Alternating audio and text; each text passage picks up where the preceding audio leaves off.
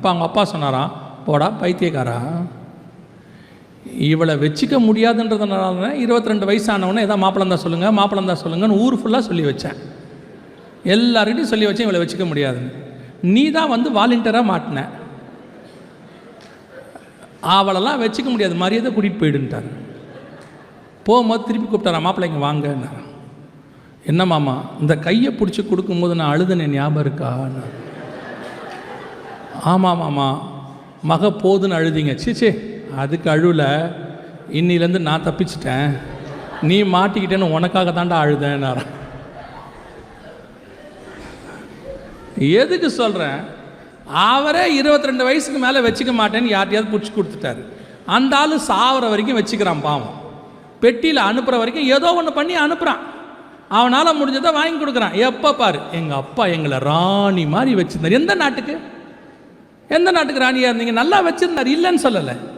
என்றைக்கு பாருங்கள் குடும்பத்தில் இந்த கணவர்கள்கிட்டையும் அப்படி ஒரு பிரச்சனை இருக்குது.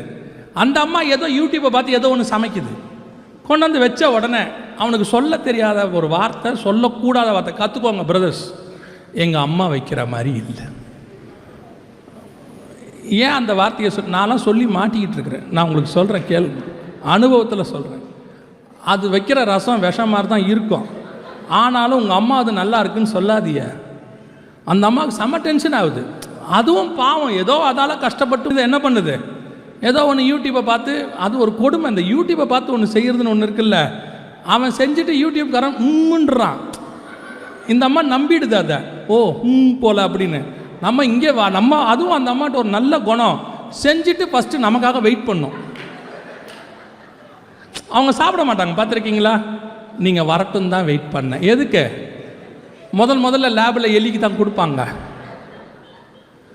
நிஜம். சரி, ஏதோ ஒன்று செய்கிறாங்க, செஞ்சு கொடுக்குறாங்க. இவர் உடனே எங்கள் அம்மா செய்கிற மாதிரி வராது, பிடிக்கல. ஒரு நாள் இவன் மனம் திரும்பிட்டான்.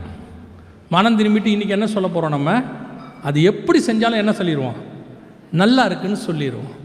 நம்ம மனைவியை இன்றைக்கி சந்தோஷப்படுத்திடுவோன்னு சொல்லி போய் போட்ட உடனே நல்லா இருக்குன்னு வாயில் எடுத்து வச்சு சொன்ன, வாயில் வச்சோன்னே சொல்லிட்டான், ரொம்ப நல்லா இருக்குமான்னு விட்டுச்சான் ஒரு அறை.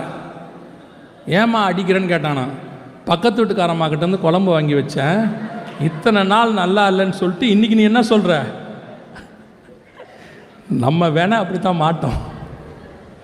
கவனிங்க, குடும்பம் ஆண்டவர் கொடுத்துருக்க அழகான ஒரு விஷயம், அற்புதமான ஒரு விஷயம். 2 பேரும் ஒருமனப்பட்டு ஏதோ ஒரு காரியத்தை செய்யறதுக்கு தான் கர்த்தர் கொடுத்துருக்கிறாரு.